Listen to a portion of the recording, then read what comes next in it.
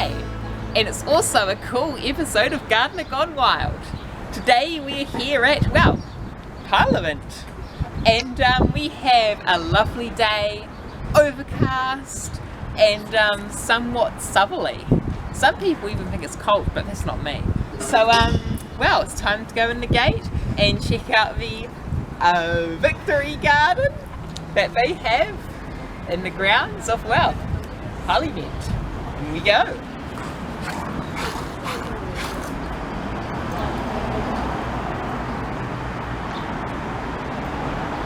Here we have grass and daffodils and a camellia flower. So clearly spring is in the air, even if it doesn't feel like it. So up we go. Past the Dalek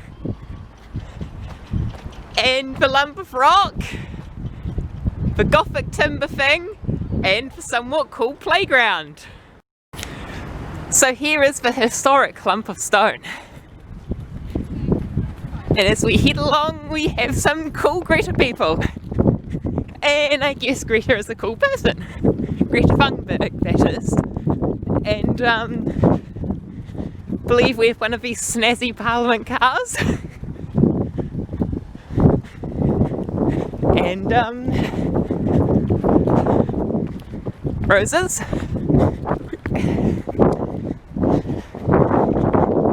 The Gothic timber masterpiece. And a blocked off gate. I forgot about that. Whew, take a breath. Breathe. And since we can't go that way, we'll go around this way. Is it this way? I'm not sure. I'm feeling a bit dumb right now.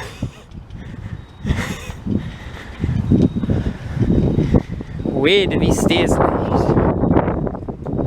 Okay. Okay, take two. Down these stairs.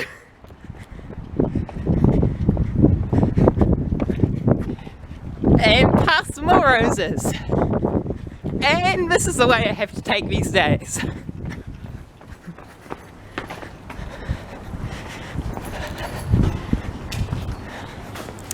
So anyway, that garden you might have seen in the last video, I now know it is called the Victory Garden.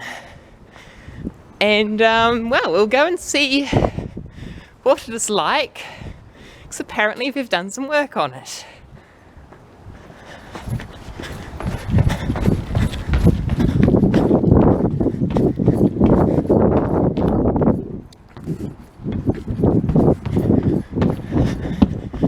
So around we go.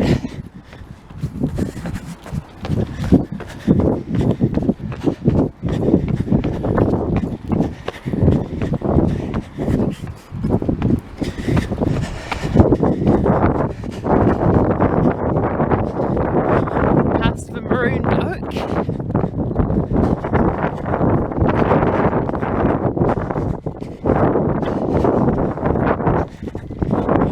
And the smoke belcher. Okay, we're here. And there it is. The so-called Victory Garden. Okay, we have two beds of, one is of, I think it's lettuce. Oh, and there's a little rogue potato in the middle. And then we have lots of beetroot. Oh, yeah, so mostly beetroot and a little bit of onion. And there you have it, folks. That was the New Zealand Parliament's Victory Garden. Two beds in amongst all of that. So these two somewhat not large gardens were planted by school children from various different schools, and the produce, aka these lettuces if they actually grow, and a few beetroots and onions, will be used in the parliamentary restaurant, Bellamy's. But Well, it's not exactly much, so I'm not sure. But we will come back in about a month or two to see how they're going. Yes, indeed. Thank you, productions. So let's just have a quick think of this garden logically. We have onion, which is obviously referred to as a root crop, however it's a bulb crop. And the bulb is obviously a whole bunch of fleshy leaves all crammed together. So we have a underground thing of leaves next to beetroot roots, which do in fact have an enlarged fleshy root. So how is this going to work? All these big botanical structures underneath the ground where there is no room, and yet we have a bed of lettuces, a shallow rooted crop that well, doesn't need much root space to grow. If anything, they should have intermingled the lettuces in amongst these different root crops instead of having the lettuces in a separate bed and all the root crops crammed together. Just saying, that's my personal opinion on the logic of gardening.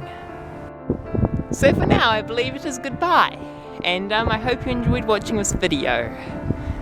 So, please remember to like, subscribe, and keep watching me and my videos of Gardener Gone Wild.